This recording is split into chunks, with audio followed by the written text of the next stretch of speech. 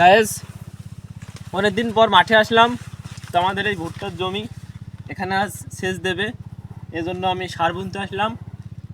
আব্বু একা সব সামলাতে পারতেছে না, তো আমারে বললো যে আজকে সারগুলো বুনে আসবি, এজন্য আমি সার বুনতে আসলাম।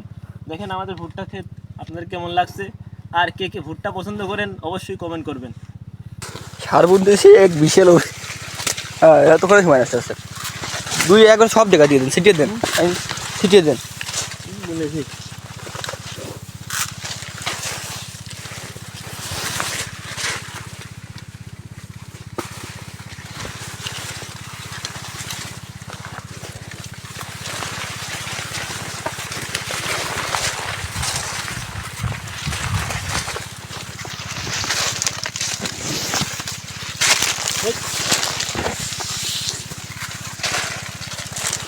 গায়েস, ভুট্টা বড় হয়ে গেলে সার বুনতে খুবই কষ্ট হয়। তো দেখো আমারও সার বুনতে খুবই কষ্ট হচ্ছে, কিন্তু কিছু তো করার নাই। ক্ষেত ভালো হয়েছে, এই জন্য একটু সুখী লাগছে। বড় ক্ষেত, সার বুনতে একটু কষ্টই হচ্ছে।